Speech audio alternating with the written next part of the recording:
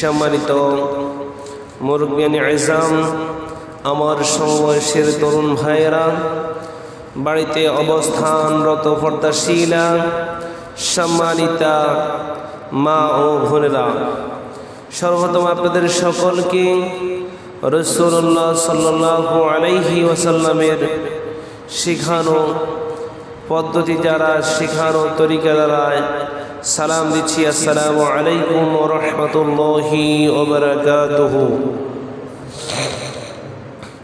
আলহামদুলিল্লাহ, শুরুতে মহান রব্বুল আলামিনের আলী শান দরবারে কালিমাতুশ শুকরিয়া আদায় করব, যেই রব্বুল আলামিন আপনাকে আমাকে মায়া করে দয়া করে ইয়াউমুল জুমআর দিবসে আল্লাহর ঘরে আসার এবং বসার জন্য যিনি তৌফিক দান করেছেন, সেই জন্য মহান রব্বুল আলামিনের আলিশান দরবারে উচ্চ কণ্ঠে একবার কালিমাতুশ শুকরিয়া আদায় করে নেব। আলহামদুলিল্লাহ। অসংখ্য অগণিত লক্ষ কোটি দরুদ ও সালাম প্রেরণ করব বিশ্বের মানবতার মুক্তির কাণ্ডারি, বিশ্বের মানবতার মুক্তির দিশারি জনাব মুহাম্মদুর রাসূলুল্লাহ সাল্লাল্লাহু আলাইহি ওয়াসাল্লামের দরবারে। সম্মানিত উপস্থিতি, আমরা এমন একটি মাসে উপস্থিত হয়েছি, এই মাস থেকে শুরু হয়ে যায় আপনার হজের কার্যক্রম শুরু হয়ে যায়। এখন জিলহজ মাস চলছে, আপনার জিলকদ মাস এখন চলতেছে, সামনে আসতেছে জিলহজ মাস। তাহলে আজকে জিলকদ মাসের প্রথম জুমায়, গতকালকে বাংলাদেশ থেকে হজের প্রথম ফ্লাইট বাংলাদেশ থেকে আপনার হয়েছে, তার মানে হজের কার্যক্রম অলরেডি শুরু হয়ে গেছে। তাহলে হজ এটি ইসলামের একটি গুরুত্বপূর্ণ রুকন।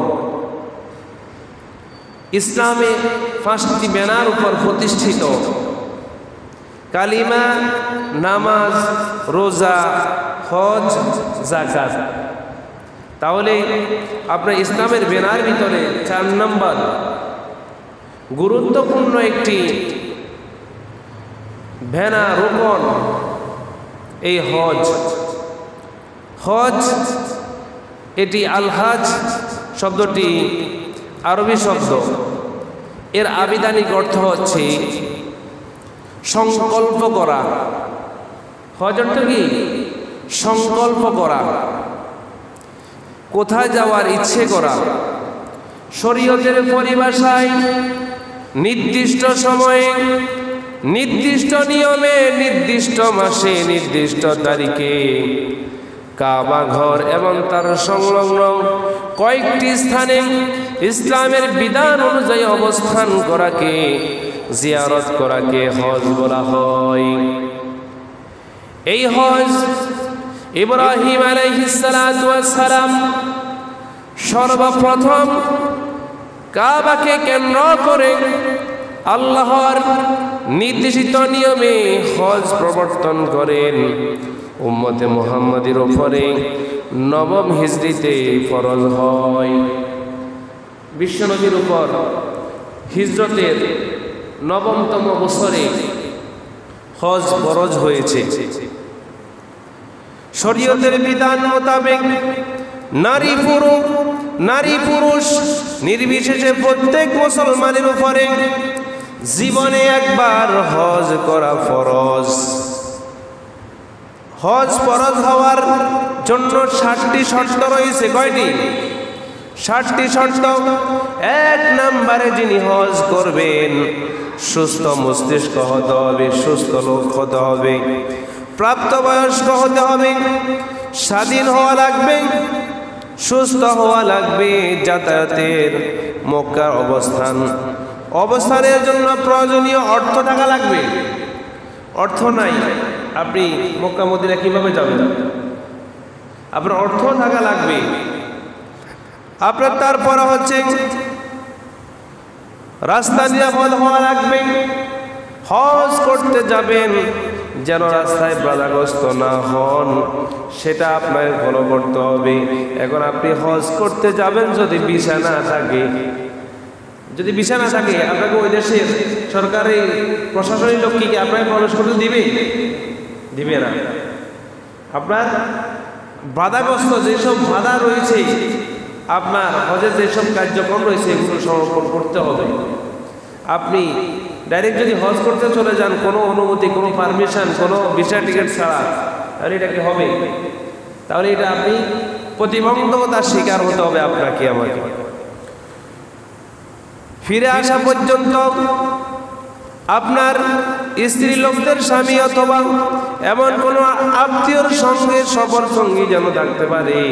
আপনার স্ত্রীর সঙ্গে যদি স্ত্রী হজ করতে যায়, তার স্বামী অথবা আপনার কোনো মুহাররম, আপনার পুরুষ তার সাথে থাকা লাগবে। তাহলে এই 60টি আপনার জিনিস যার উপর থাকবে তার উপর হজ হচ্ছে ফরজ। সুতরাং আল্লাহ রাব্বুল আলামিন এমন একটা গুরুত্বপূর্ণ বিধান, এই বিধান বছরে একবার আসে। কয়বার? আরো জোরে বলেন। বছরে একবার আসে, কিন্তু আমরা এটা প্রত্যেক বছরে হজের বিষয় নিয়ে আলোচনা করা লাগে। না হয় অনেকে এই বিধানগুলো ভুলে যায়, কারণ এটা আল্লাহর ফরজ বিধান। এটা আল্লাহর ফরজ কি?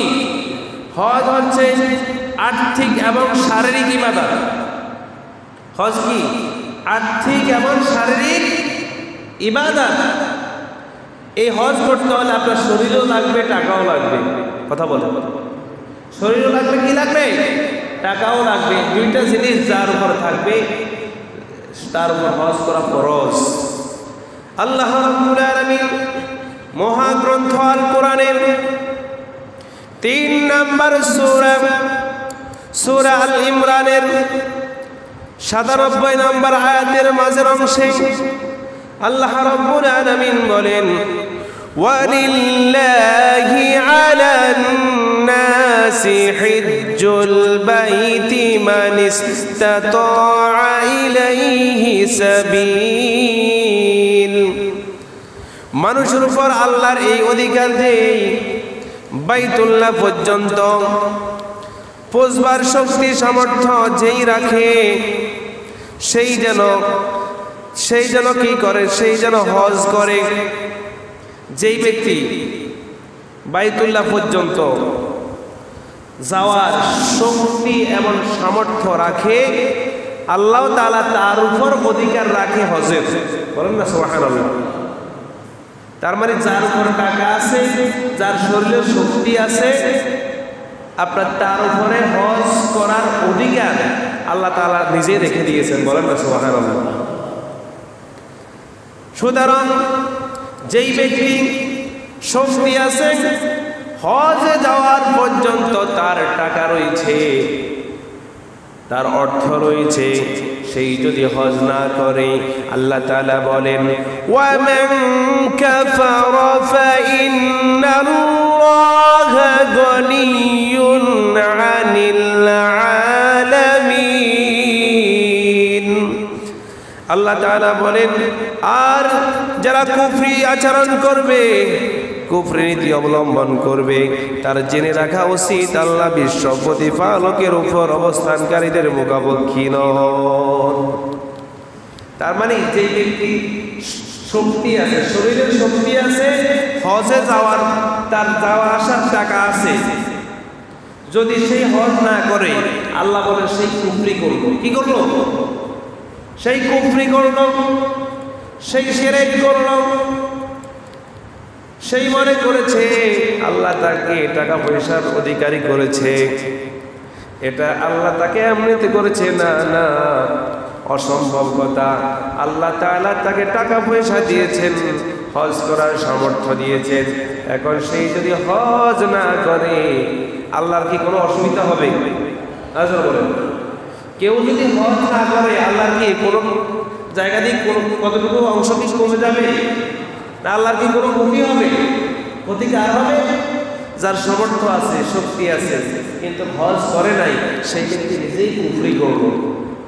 আমার দেশে বাংলাদেশে অসংখ্য মানুষ অন্তত 5 বার 10 বার যাওয়ার পর্যন্ত টাকা তার কাছে পকেটে আছে, কিন্তু হজ করে না, এমন লোক আছে না নাই? পারিবারিক সাংসারিক খরচ আপনার যাওয়ার পরেও সে 2-3 বার হজ করার টাকা তার পকেটে আছে, কিন্তু কাজটা জমি কিনে টাকা পয়সা বাড়ি গাড়ি ফ্ল্যাট এগুলো করে না, আরো যারা বলেন করে, কিন্তু সেই হজ করে না। আল্লাহ তাআলা বলেন ওই ব্যক্তি নামাজ রোজা যত কিছু করুক না কেন, সেই ব্যক্তি কুফরি করলো। কি করলো? কুফরি করলো। সুতরাং আল্লাহ রাব্বুল আলামিন এই অধিকারটা শুধু একমাত্র তাদের উপর রেখেছে যাদের শক্তি আর টাকা পয়সা আছে, হজ করার মতো বাইতুল্লাহ পর্যন্ত যাওয়া আসা আপনার খরচ তার কাছে রয়েছে, ওই ব্যক্তির উপর হজ ফরজ। আল্লাহ তাআলা হযরত ইব্রাহিম আলাইহিস সালাতু ওয়াস সালামকে হজের ঘোষণা করার জন্য সর্বপ্রথম বলেছেন সূরা আল হজ 27 নম্বর আয়াতের ভিতরে এই কথা এসেছেন। দেখেন হজ কেমন একটা গুরুত্বপূর্ণ ইবাদত, এই হজের নামে সূরা আল হজ নাযিল করেছে, কি করেন নাই? হজের উপরে হজের নামে কোরআন শরীফে 114টি সূরা রয়েছে, এর ভিতরে একটি সূরার নাম হচ্ছে আল হজ। কত গুরুত্বপূর্ণ ইবাদত হজ, এর নামে আল্লাহ তাআলা সূরা নাযিল করে দিয়েছে। সুতরাং আল্লাহ তাআলা বলেন, হযরত ইব্রাহিম নবীকে বলেন ওয়াআযযিন ফিন-নাসি বিল হজ্জি ইয়াতুকা রিজালান ওয়া আলা কুল্লি দামিরিন ইয়াতিনা মিন কুল্লি ফাজ্জিন আমীক। আল্লাহ তাআলা বলেন, আর লোকদের মধ্যে হজের ঘোষণা করে দাও, তারা তোমার নিকট সব দূরবর্তী স্থান হতে পায়ে হেঁটে উটের উপর সওয়ার হয়ে আসবে। বলেন সুবহানাল্লাহ। হযরত ইব্রাহিম নবীকে আল্লাহ তাআলা ঘোষণা করার জন্য এই কথা বলেছেন, হজের জন্য ঘোষণা করেছে। হজের জন্য ঘোষণা এই জন্য করে দিয়েছে, কেউ আছে পায়ে হেঁটে হজে যাবে, হজের ঘোষণা শোনার পরে কেউ পায়ে হেঁটে আসবে, কেউ সারিত হয়ে আসবে, কেউ উটের উপর সাওয়ার হয়ে আসবে। আমাদের বাংলাদেশ থেকে একটা সন্তান, কুমিল্লার সন্তান আলিম মোহাম্মদ, সেই আপনার এই বছরে পায়ে হেঁটে হজে গিয়েছেন। বলেন না সুবহানাল্লাহ, আল্লাহু আকবার। বাংলাদেশ থেকে পায়ে হেঁটে কয়েকটা রাষ্ট্র পার হয়ে এখন বাইতুল্লাহ আছে। দেখেন কত সাহস তার। ওইরকম হজ করার মতো 6-7 লাখ টাকা নেই, কিন্তু 5-6 মাস আগে থেকে পায়ে হেঁটে আপনার হজে গিয়েছে। তাহলে ইচ্ছা থাকলে উপায় হয়তো হয় না। কত লোকে কত মন্তব্য করেছে তাকে নিয়ে, কিন্তু মন্তব্য কখনো তার মন্তব্য ঠেকাতে পারে নাই। পেরেছে? পারে নাই। ইচ্ছা থাকলে উপায় হয়। এখন হজে যদি ইচ্ছা না থাকে, আপনারা বিমানের টিকিটও কাটি দিলে আপনি হজ করবেন না, কারণ আপনার ইচ্ছাই নেই। ওই আলিফ মোহাম্মদ যেই দেশে দিয়ে গেছে, ওই জায়গা দিয়ে সম্মানিত, ওই দেশের লোকেরা তাকে খুব আদর যত্ন সম্মান মেহমানদারিত্ব করেছে। এই সম্মান পায়ে হেঁটে হজে যাওয়ার জন্য আপনার বিভিন্ন দেশের মানুষরা তাকে করেছে। তাহলে পায়ে হেঁটে হজে যাওয়ার কারণে তাকে এত সম্মানিত করেছে, কিন্তু আমরা ওই হজে যাওয়ার জন্য আমাদের টাকা আছে, পয়সা আছে, সব কিছু আছে, কিন্তু আমরা হজ করতে যাই না, হজ করতে চাই না। চিন্তা করি টাকা হলে বাড়াই করি, গাড়াই করি, কয়টা ফ্ল্যাট, কয়টা বাসা করা যায়, এইসব চিন্তা দ্বারা আমাদের মাথার ভিতরে ঢুকে। কথা বলে এসব চিন্তা দ্বারা আমাদের মাথার ভিতরে, অনেকের মাথার ভিতরে প্রবেশ করে। তার কারণ টাকা থাকার পরেও সেই হজ করে না। অথচ আল্লাহ তাআলা এই হজের ঘোষণা করার জন্য বলে দিয়েছেন। সুতরাং প্রিয় হাজিরিন, যাদের সম্বল আছে, কারণ হজ এটি নির্দিষ্ট আপনার কয়েক মাসের ভিতরে আপনার এই হজটা করতে হয়। আল্লাহ তাআলা বলেন 2 নম্বর সূরা আল বাকারা 197 নম্বর আয়াত আল্লাহ পাক বলেন আল হাজ্জু আশহুরুম মা'লুমাত, আল হাজ্জু আশহুরুম মা'লুমাত। হজ এটি আপনার হজের মাস সম্পর্কে অনেকে অবগত রয়েছে। কি রয়েছে? আপনার আশহুর মানে এটা হজের মাস। কি এই হজের মাস সম্পর্কে অনেকেই অবগত রয়েছেন। আল্লাহ তাআলা বলেন ফামান ফারাদা ফীহিন্নাল হজ্জ ফালা রাফাসা ওয়ালা ফুসুকা ওয়ালা জিদালা ফিল হজ্জি ওয়ামা তাফআলু মিন খায়রিন ইয়া'লামুহুল্লাহ وتزودوا فإن خير الزاد التقوى واتقون يا أولي الألباب। আল্লাহ তাআলা বলেন যেই ব্যক্তি এই নির্দিষ্ট মাস সমূহে হজের নিয়ত করবে তাকে এই দিক দিয়ে সতর্ক থাকতে হবে যে হজকালীন সময় তার দ্বারা যেন কোনো পাশবিক লোভ লালসা তৃপ্তি কাজ না করে, কোনো জিনা ব্যভিচার, কোনো রকম জর্গা বিবাদ কথাবার্তা যেন অনুষ্ঠিত না হয়। আর তোমরা যা কিছু সৎ কাজ করো আল্লাহ তাআলা তা জানেন। আর তোমরা উত্তম পথের সাথে নিয়ে যাও, নিঃসন্দেহে সর্বোত্তম পথ হচ্ছে আল্লাহর ভয়। হে বুদ্ধিমান লোকেরা, তোমরা শুধু আমাকে ভয় করো। আল্লাহ তাআলা এই আয়াতে আমাদেরকে ঘোষণা করে দিয়েছেন যারা হজ করার জন্য নিয়ত করবে, হজ করার জন্য যাবে, তাদেরকে কিছু বিষয় সতর্ক থাকতে হবে। 1 নম্বর হচ্ছে তার যেন পাশবিক লোভ লালসা তার ভিতরে কাজ না করে, খারাপ চিন্তা চেতনা যেন তার মগজের ভিতরে না আসে, জেনা ব্যভিচারের চিন্তা যেন তার ভিতরে না আসে, জর্গা বিবাদ হজ করতে গিয়ে যেন জর্গা বিবাদ না করে। দেখেন আল্লাহ তাআলা কি সুন্দরভাবে গাইডলাইন দিয়েছে। বিশ্ব থেকে প্রত্যেক বছর লক্ষ লক্ষ আপনার হাজিরা হজ করতে যায়। একটা মহিলা হাজি সাহেবা কি দর্শন হয়? কখনো দর্শন হয়? ওইখানে গেলে কারো মাথার ভিতরে খারাপ কোনো চিন্তাধারা আসে? যারা হজ করতে যায় তারা বোঝে বাইতুল্লাহর সামনে কত সুন্দরী সুন্দরী নারীরা হজ করতে আসে, মানুষ আর সেই দিকে তাকানোর সুযোগ থাকে না। কারণ তাদের ভিতরে যখন এই আয়াতটা যখন তাদের দিলের ভিতরে ঢুকে যায় তখন তাদের দ্বারা খারাপ চিন্তা চেতনা তাদের ভিতরে হয় না। কথা বলেন, লক্ষ লক্ষ মহিলা হাজী সাহেবরা হজ করতে যায়, কেউ আজ পর্যন্ত জেনা শিকার হয়েছে, দর্শনের শিকার হয়েছে, ফিল্মের শিকার হয়েছে, আজ পর্যন্ত কোনো খবরে আসে না। সুতরাং প্রিয় হাজিরিন, যারা হজ করতে যাবে তাদেরকে এই নিয়মগুলো ফলো করতে হবে। এই হজের নির্দেশ বিশ্বনবীও দিয়েছেন। আবু হুরায়রার বর্ণনা, বিশ্বনবী জনাব মুহাম্মদুর রাসূলুল্লাহ সাল্লাল্লাহু আলাইহি ওয়াসাল্লাম বলেন, ইয়া আইয়ুহান নাস, হে মানব জাতি, قد فرض الله عليكم الحج فحجوا, অবশ্যই আল্লাহ তাআলা তোমাদের উপর হজ ফরজ করেছে, অতএব তোমরা হজ আদায় করো। বিশ্বনবী জনাব মুহাম্মদুর রাসূলুল্লাহ সাল্লাল্লাহু আলাইহি ওয়াসাল্লাম বলেন, আল্লাহ তাআলা তোমাদের উপর হজ ফরজ করেছে, অতএব তোমরা হজটা করে নাও। যাদের সামর্থ্য রয়েছে তোমরা হজটা করে নাও। এই হজটা করলে কি লাভ হবে?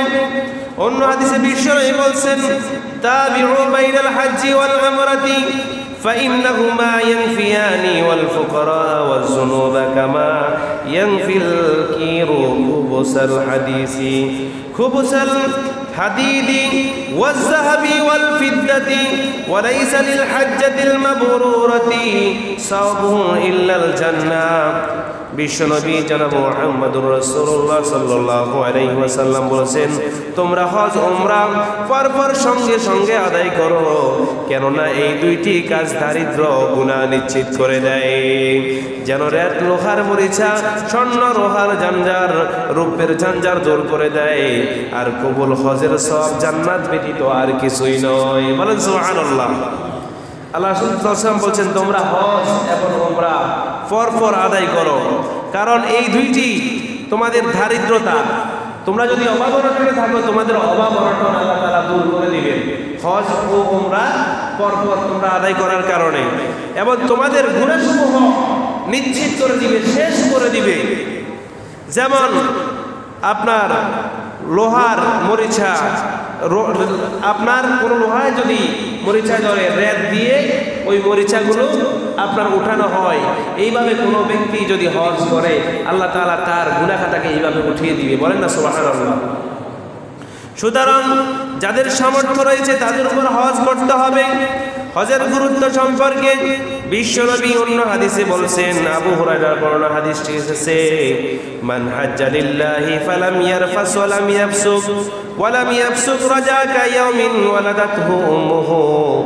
বিশ্বনবী জনাব মুহাম্মদুর রাসূলুল্লাহ সাল্লাল্লাহু আলাইহি ওয়াসাল্লাম বলেন, যে ব্যক্তি কামনা বাসনা স্ত্রীর সঙ্গ ও আল্লাহর নাফরমানি হতে বিরত থেকে আল্লাহর সন্তুষ্ট করার উদ্দেশ্যে হজ কাজ সমাধা করে, সেই জন্য মাতৃগর্ভ হতে আপনার নিষ্পান সন্তান যেভাবে জন্মগ্রহণ করে ওই রকম যেন নিষ্পাপ সন্তান জন্মগ্রহণ করার মতো তার অবস্থান তৈরি হয়। বলেন সুবহানাল্লাহ। মানে যেই ব্যক্তি আপনার হজে যাওয়ার সময় আপনার তার মনের কামনা বাসনা আপনার এগুলো থেকে বিরত থাকে, আল্লাহর সন্তুষ্টির জন্য কেউ যদি হজ করে, তাহলে মায়ের গর্ভে থেকে যেইভাবে সন্তান ভূমিষ্ঠ হয় আপনার নিষ্পাপ পাপহীন, সেইভাবে একটা মানুষ যদি একটা মুসলমান যখন হজ করে আসবে সেই ওরকম আপনার নবজাতক শিশুর মতো আপনার গুনাহমুক্ত জীবন পাবে। বলেন না সুবহানাল্লাহ। সেই আমাদের দেশে এখন মানুষ বারবার হজ করে তারপরে গুনাহ ছাড়ে না। কথা বলেন, গুনাহ ছাড়ে না, চাইতে চায় না। সুতরাং আপনি হজ করে এসেছেন, আপনার যাবতীয় লোভ লালসা, যাবতীয় খারাপ চিন্তা চেতনা এইগুলোকে যদি বিরত রাখতে পারেন, আপনি নবজাতক শিশু যেভাবে নিষ্পাপ আল্লাহ তাআলা আপনাকেও সেইভাবে নিষ্পাপ করে দিবে যদি হজ করে আসেন। অন্য হাদিসে আবু হুরায়রার বর্ণনা হাদিস এসেছেন, সাহাবায়ে কেরাম রাসূল সাল্লাল্লাহু আলাইহি ওয়াসাল্লামকে জিজ্ঞাসা করলেন, আইয়ুল আমালুল আফদালু, ইসলাম কোন আমলটা উত্তম? বিশ্বনবী বলছেন, ক্বালা ঈমানু বিল্লাহ ওয়া রাসূলিহি, আল্লাহ রাসূলের উপর ঈমান আনা। সুম্মা মাযা ক্বালা, এরপরে কোনটা উত্তম? ইসলামে কোন কাজটি উত্তম? ক্বালা জিহাদু ফি সাবিলিল্লাহ, আল্লাহর রাস্তায় জিহাদ করা। সুম্মা মাযা ক্বালা, তারপরে কোন জিনিসটি উত্তম? হজ্জুল মাবরুর, আপনার কবুল হজটা হচ্ছে সবচেয়ে উত্তম। বলেন সুবহানাল্লাহ। অন্য হাদিসে আবু হুরায়রার বর্ণনা হাদিস এসেছেন, বিশ্বনবী জনাব মুহাম্মদুর রাসূলুল্লাহ সাল্লাল্লাহু আলাইহি ওয়াসাল্লাম বলেন, আল হজ্জুল মাবরুর লাইসা লাহু জাযাউন ইল্লাল জান্নাহ। বিশ্বনবী জনাব মুহাম্মদুর রাসূলুল্লাহ সাল্লাল্লাহু আলাইহি ওয়াসাল্লাম বলেছেন, কবুল হজের প্রতিদান জান্নাত ছাড়া আর কিছুই নেই। বলেন সুবহানাল্লাহ। যার হজটা কবুল হয়েছে তার জন্য জান্নাত। বলেন না সুবহানাল্লাহ। আল্লাহ তাআলা বিষয় বলছেন, কবুল হজের একমাত্র বিনিময় যার হজটা কবুল হবে এর বিনিময় তার জন্য রয়েছে জান্নাত। তার জন্য কি রয়েছে? জান্নাত রয়েছে। তাহলে হজের মাধ্যমে বান্দাকে আল্লাহ তাআলা মাফ করে দেওয়ার, জান্নাতে যাওয়ার একটা পথ আছে না নাই? একটা মাধ্যম রয়েছে। কিন্তু এখন আমাদের টাকা পয়সা সহজ কিছু আছে, কিন্তু আমরা হজ করতে চাই না।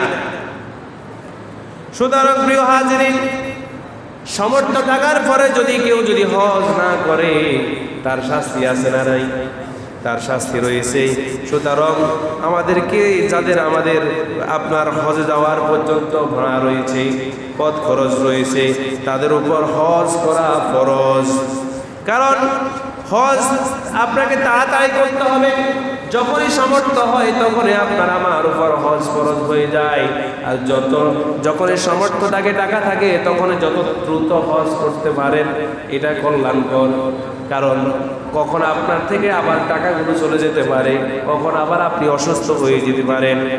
হযরত আব্দুল্লাহ ইবনে আব্বাস রাদিয়াল্লাহু তাআলা একটি হাদিস বর্ণনা করেছেন, রাসূলুল্লাহ সাল্লাল্লাহু আলাইহি ওয়াসাল্লাম বলেছেন, মান আরাদাল হাজ্জা فليتعجل فإنه قد يمرض المريض تفقد الرحلة وتعرض الحاجة বিশ্বনবী জনাব মুহাম্মদুর রাসূলুল্লাহ সাল্লাল্লাহু আলাইহি ওয়াসাল্লাম বলেছেন, হজের ইচ্ছা পোষণকারী যেন তাড়াতাড়ি তার সমাপন করে ফেলে।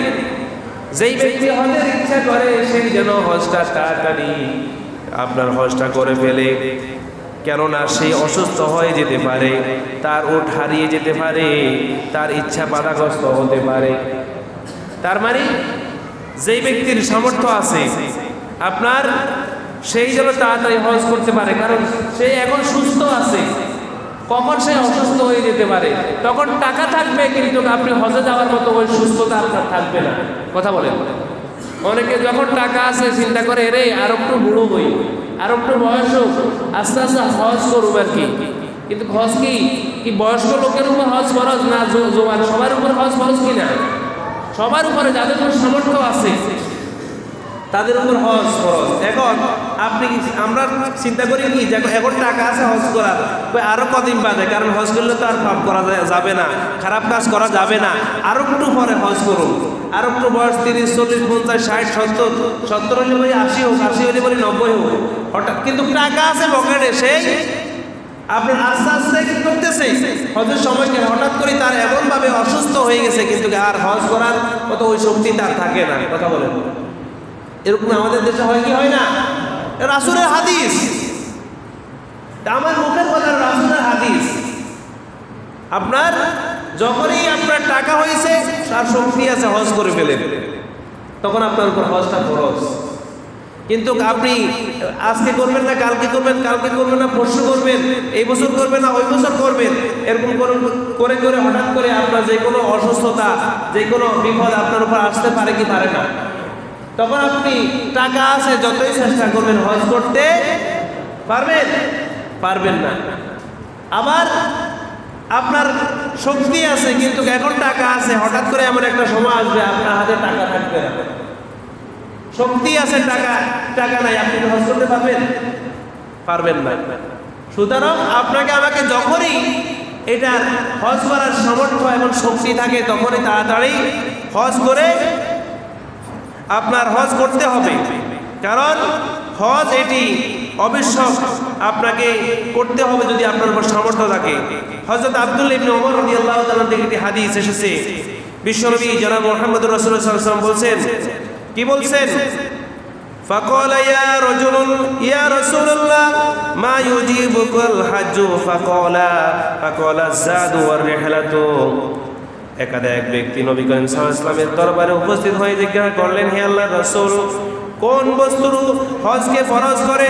রাসূল সাল্লাল্লাহু আলাইহি ওয়াসাল্লাম বলেন, যে এমন পশুদের যাবতীয় খরচ করার পর সফরের খরচ যে ব্যক্তির উপর থাকবে, ওই ব্যক্তির উপর হজ ফরজ। যে ব্যক্তি বাইতুল্লাহ পর্যন্ত, মক্কা মদিনা যাওয়া পর্যন্ত যার কাছে টাকা পয়সা থাকে তার উপর হজ ফরজ।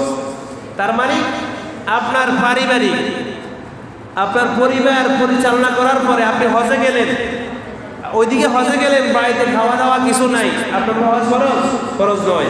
আগে বাড়িতে তাদেরকে বরণ পোষণ দিয়ে যান, তাদেরকে বরণ পোষণ দেওয়ার পরে আপনার মক্কা মদিনায় যাওয়া আসা পর্যন্ত যেই পরিমাণ টাকা প্রয়োজন, ওই পরিমাণ টাকা যদি কারো কাছে থাকে তার উপর হজটা ফরজ। তার উপর হজ করা কি ফরজ। তাহলে প্রিয় হাজিরিন, হজ এটি ইসলামের গুরুত্বপূর্ণ একটি স্তম্ভ। কালিমা, নামাজ, রোজা, হজ, যাকাত, ইসলামের 5টি মৌলিক স্তম্ভের ভিতরে হজ আছে না নাই? হজ আছে। সুতরাং যাদের সামর্থ্য থাকবে তারা হজ করতে হবে। সামর্থ্য নাই, আপনি কি করবেন? আল্লাহর কাছে মনে মনে দোয়া করেন, আল্লাহর কাছে সবসময় আশা নিয়ে রাখেন, আল্লাহ জীবনে যেন হজ করতে পারি। আর এখন হজ কিভাবে করবে? যেইভাবে টাকা পয়সা, যেইভাবে হজের দৌড়ছে মানুষ, সাধারণ লোকে হজ করার মতো ওই রকম ক্যাপাসিটি মানুষের ভিতরে নাই। কারণ আগে হজের আসিল আপনার 1 লাখ, 1.5 লাখ, 2 লাখ টাকা হজ আসিল, আর এখন বর্তমান হজের পরিমাণ দাঁড়াইছে বর্তমানে আপনার প্রায়, কেউ যদি হজ করতে যায় অন্তত 6 লক্ষ 6,83,000 টাকা আপনার তার গুনতে হবে। সরকারি রেটে 5 লক্ষ আপনার কত হাজার, মনে হয় 58,000 না কত টাকা আছে আপনার সরকারি বাড়ি। আর স্বাভাবিক যদি আপনি বেসরকারিভাবে যান, বেসরকারি আপনার কাফেলাতে যান, আপনাকে 6,83,000 টাকার উপরে আপনাকে গুনতে হবে। তাহলে কত কঠিন হয়ে গেছে। তারা চাচ্ছে যেন বাংলাদেশ থেকে মানুষ হজে না যেতে পারে। পৃথিবীর এমন কোনো দেশ নাই, সব দেশের থেকে বাংলাদেশ থেকে হজে যাওয়ার টাকা সবচেয়ে বেশি। আপনি খবর নিয়ে দেখবেন, বাংলাদেশ থেকে আরো অন্যান্য আপনার পৃথিবীর অন্যান্য দেশ থেকে মক্কা মদিনা পর্যন্ত দূরত্ব বাংলাদেশ থেকে আরো ডাবল দূরত্ব রয়েছে, কিন্তু তাদের হজের খরচ কম আর বাংলাদেশের হজের খরচ বেশি। যেন তারা চায় এই দেশের মানুষ যেন সাধারণ আম জনতা যেন হজ করতে না পারে। কারণ এত টাকা শুনলে তো কেউ হজ করবে না। কারো কাছে 4 লাখ টাকা আছে, 5 লাখ টাকা আছে, এখন তো তার কাছে হজের টাকা নাই। কারণ তারা চাচ্ছে ইসলামকে কঠিন করে দিতে। কারণ আজকে আপনি দেখেন হজের বর্তমান বিমান ভাড়া, বর্তমান হজের বিমান ভাড়া হচ্ছে 1,96,000 টাকা। কত? শুধু বিমান ভাড়ার কথা, আসা যাওয়ার বিমান ভাড়া 1,96,000 টাকা হচ্ছে বাংলাদেশ থেকে হজ করার আসা যাওয়ার বিমান ভাড়া। আপনার কেউ যদি উমরা করতে যায় তার বিমান ভাড়া হচ্ছে 1 লক্ষ টাকা। কয় লক্ষ? তাহলে উমরার হজে যে ব্যক্তি উমরাতে যে বিমানে করে গেছে ওই বিমানে করে আবার হজ করতে যায় 96,000 টাকাই ডিফারেন্স। কথা বলে কেউ যদি বাংলাদেশ থেকে সৌদি আরব কাজকর্মের জন্য যায় 60,000 টাকা, 60,000 টাকা বিমান ভাড়া। তাহলে দেখেন সাধারণ কোনো লোক কাজকর্ম করতে গেলে সৌদি আরব গেলে তার 60,000 টাকা দিয়ে বিমান ভাড়া চলে। আর উমরা করতে গেলে রাসূলের প্রতি ভালোবাসা আছে, উমরা করতে গেলে আরো 40,000 টাকা অতিরিক্ত বানা লাগে। কেউ যদি হজ করার ইচ্ছা করে আরো বেশি। তাহলে দেখেন কি অবস্থা চলতেছে, মানুষ কিভাবে হজ করবে। বাংলাদেশে উপরস্তরে এমন এমন নাস্তিকদেরকে বসাইছে, তারা চাচ্ছে এই দেশের মানুষ কিভাবে ইসলাম থেকে দূরে সরে যায়, এরকম ভাবে তারা চাচ্ছে। না হয় পৃথিবীর এমন কোন দেশ নাই এত বেশি হজের টাকা নাই। আমি কয়েকটা দেশের কথা বলতেছি, আপনারা দেখেন যেগুলো দূরত্ব বাংলাদেশ থেকে আরো বেশি দূরত্ব, ওই দেশের হজের টাকা কেমন। আপনার বাংলাদেশ থেকে তো হজ করতে গেলে হজের খরচের কথা বলছি 6,83,000 টাকা। ইন্দোনেশিয়া থেকে কেউ যদি হজ করতে যায়, কারণ ইন্দোনেশিয়া থেকে আরো সৌদি আরবের দূরত্ব আপনার অন্তত 3,000 কিলোমিটার বেশি। ওই দেশ থেকে হজ করতে গেলে আপনার লাগে 3,47,300 আপনার 47 টাকা হজের খরচ। বাংলাদেশ থেকে আরো অতিরিক্ত আপনার 3,000 কিলোমিটার বেশি মক্কা মদিনার দূরত্ব, ওই দেশ থেকে লাগে 3,47,000 টাকা। মালয়েশিয়া থেকে কেউ যদি হজ করতে যায় আপনার তার হজের খরচ যায় 2,18,754 টাকা। পাকিস্তান থেকে কেউ যদি হজে যায় তার খরচ যায় 4,47,600 আপনার 18 টাকা। ভারত থেকে কেউ যদি হজে যায় তার হজের খরচ 4 লক্ষ টাকা। 4 লক্ষ টাকার একটু কম, আপনি খবর নিয়ে দেখিয়ে। তাহলে ভারত আর বাংলাদেশ ব্যবধান কত, দূরত্ব কত? তাহলে দেখেন বাংলাদেশের যারা হজের এজেন্সি রয়েছে, হজের যারা এই দায়িত্বপূর্ণ রয়েছে, তারা চায় কিভাবে সিন্ডিকেট করে হজকে দিন বন্ধ করে দেওয়া যায়। কিন্তু তারপরেও কি পারে? আল্লাহর যেসব আল্লাহর প্রিয় বান্দারা রয়েছে তারা আপনার লক্ষ লক্ষ টাকা, 6 লক্ষ না অন্তত 20 লক্ষ টাকা হইলেও তারা হজ করবে। কিন্তু সাধারণ যেসব পাবলিকেরা রয়েছে তারা চাচ্ছে অনেক বছর টাকা জমায় হজ করতে চায়, কিন্তু হজ করতে পারে না। কারণ সেই টাকা ধরতেছে গত বছর ছিল 5 লক্ষ টাকা, এই বছর একটানে করছে 6 লক্ষ আপনার 83,000 টাকা। তাহলে বুঝেন বাড়ছে কত। তাহলে হজে চাইলে এক খরচ, উমরা চাইলে আরো খরচ, বিমান ভাড়া, তারপরে যাই সাধারণ কাজকর্ম করতে গেলে এক ভাড়া। তাহলে এটা কেন? তারা বুঝাচ্ছে তারা চাচ্ছে ইসলামকে কিভাবে আপনার কঠিন করা যায়, ইসলামকে কিভাবে প্রতিবন্ধ করা যায়। কি এটা কি আমার মুখের কথা? হজ করতে গেলে এই খরচ যায় না? বিশ্বের আপনার সব রাষ্ট্রের থেকে বাংলাদেশ থেকে হজের টাকা সবচেয়ে বেশি লাগে। তাহলে কেন?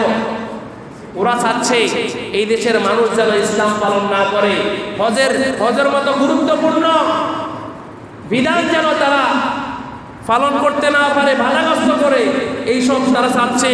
এমপি মন্ত্রী যেসব মন্ত্রী রয়েছে তারা এইরকমভাবে চাচ্ছে। তারা যদি হজের দামটা একটু কমাই দেয় তাহলে এই দেশের আরো অনেক লক্ষ লক্ষ লোক হজ করতে পারে কি পারে না? আরো যারা পারে কি পারে না? কিন্তু কাকে বিচার দিবেন? যারাই বিচার দিবেন সেই কথা বলেন, কারে বিচার দিবেন আপনি? প্রত্যেকটা পদে পদে যদি দুর্নীতিবাজ বসে থাকে আপনি বিচারটা কাকে দিবেন? আমার কথা বুঝেন নাই? যাকে বিচার দিবেন সে বলবে না খরচ এমনি চলে। যদি বলেন বাজার দাম নিয়ন্ত্রণ করেন, সরকার যতই চেষ্টা করছে কিন্তু পারতেছে না। সরকার যতই চাইছে আপনার যে কোনো দ্রব্য মূল্য যে কোনো দাম নিয়ন্ত্রণ করার জন্য, কিন্তু পারতেছে না। প্রত্যেকটা পদে পদে তো দুর্নীতিবাজ বসে আছে। কথা বলেন, বসে থাকার কারণে আজকে সাধারণ আম জনতা সব দলের লোক কষ্ট করে কি করে না? শুধু কি আওয়ামী লীগ বিএনপি অন্য দল কষ্ট করে না? সব দল। আরো যারা বলেন সব দলের লোক কষ্ট করতেছে। কি এই দলের জন্য কি বাজার মূল্য কি এই কম টাকা 20 টাকা, আর দলের নাই কি 10 টাকা? না সবার জন্য সমান? আরো যারা বলেন দ্রব্য মূল্য সবার জন্য সমান কিনা? তেলের দাম এক টানে ঘন্টার তেলের দাম আপনার অক্টেলের দাম 135 টাকা করে, আর কমাইতে 2-5 মাস হরে কমায় 5 টাকা 2 টাকা 3 টাকা। একটারে দাম 40-50 টাকা আর কমায় 2-3 টাকা 5 টাকা। তাহলে প্রত্যেকটা পদে পদে আজকে কারেন্টের জন্য কারেন্ট নেই দেশে ঠিক মতো, কিন্তু দেখা যায় ঠিক মতন আপনার আমাদের থেকে মিটার ভাড়াগুলো নিয়ে যায়। কথা বলে ঠিক মতো মিটার চার্জ নেয়, এই চার্জ নেয় ওই চার্জ নিতে চার্জ দিতে সব কিছু শেষ, কিন্তু তারপরেও ঠিক মতো কারেন্ট নেই। কথা বলেন, কিন্তু যেই সব পাবলিক থেকে গ্রাহক থেকে যেই সব টাকাগুলো নেয় ওই টাকা যদি বিদ্যুৎ উৎপন্ন করে আপনার 1 মিনিটের জন্য কারো জানা যত ওইরকম এরিয়া থাকে না। কিন্তু এখন বিচার দিবে কাকে? বিচারটা দিবে কাকে? সবাই সমান। আল্লাহ তাআলা যেন আমাদের উপর রহমত নাযিল করে এবং যারা এমপি মন্ত্রী রয়েছে এইসব দায়িত্ব আল্লাহ যেন তাদেরকে হেদায়েত করে বলেন আমিন। প্রধানমন্ত্রী যতই চেষ্টা করে আসলে বেচারি চেষ্টা করতেছে সব কিছুর দাম নিয়ন্ত্রণে আনতে, কিন্তু পাইতেছে না। সব জায়গার দুর্নীতিবাজ, হাসপাতাল থেকে শুরু করে একেবারে প্রত্যেকটা জায়গা চাকরির কর্মকাজ সব ক্ষেত্রে। এই জাতির নাজাত ততদিন পর্যন্ত হবে না, এই জাতির বিবেক যতদিন পর্যন্ত আপনার জাগ্রত না হবে। আজকে দিন হজের প্রতিবাদ না করার কারণে আজকে এরকম ভাবে হজের টাকা বৃদ্ধি পেয়েছে। কথা বলেন, যদি এই জাতি যদি প্রতিবাদ করতো এরকম হজের দাম ঊর্ধ্বগতি হতো না। সুতরাং যারা আমাদের হজের ক্ষেত্রে যারা প্রতিবন্ধকতার দাম বাড়িয়ে সৃষ্টি করে আল্লাহ যেন তাদের উপর গজব নাযিল করে বলেন আমিন। আল্লাহ যেন এদেরকে গজব দিয়ে ধ্বংস করে দেয়। এইসব বাটপারদের কারণে এই সাধারণ তাওহীদি জনতা হজ করতে পারে না। আল্লাহ তাআলা যেন আমাদেরকে জীবনে একবার হজ করার তৌফিক দান করুন আমিন। হজের আশা হজের নিয়ত রাখেন। যদি এই দুর্নীতিবাজদের কারণে হজ নাও করতে পারেন আল্লাহ তাআলা হজের সওয়াব দিবে কি দিবে না? আর যখন দিবে কি দিবে না? দিবে। হজের নিয়ত মনের ভিতরে আপনার শয়নে স্বপনে প্রত্যেকটা ক্ষেত্রে আপনি হজের চিন্তা চেতনা মনের ভিতরে রাখেন। আল্লাহ তাআলা হতে পারে তৌফিক দিবে, না হলে আল্লাহ তাআলা এই চিন্তা এই নিয়ত করার কারণে হজের সওয়াবটা দান করবে। সুতরাং প্রিয় হাজির আসুন যাদের সামর্থ্য আছে, যাদের হজ করার টাকা আছে আল্লাহর রাস্তে আপনারা হজ করেন। না হয় আল্লাহ তাআলা বলছেন ওমান কাফারা ফাইন্নাল্লাহা গানিয়্যুন আনিল আলামিন। আল্লাহ তাআলা বলছেন ওই ব্যক্তি কুফরি করলো, যেই ব্যক্তি আল্লাহর বিধানকে অস্বীকার করলো, টাকা আছে পয়সা আছে শক্তি আছে সামর্থ্য আছে কিন্তু হজ করে না, ওই ব্যক্তি আল্লাহর সাথে কুফরি করলো। কি করলো? সুতরাং যাদের টাকা পয়সা আছে চিন্তা করেন, আজকে থেকে নিয়ত করেন হজ করার। না এমন সময় আসবে আপনার টাকা এখন টাকা আছে শক্তি আছে, এমন সময় আসবে শক্তি সামর্থ্য কিছুই থাকবে না।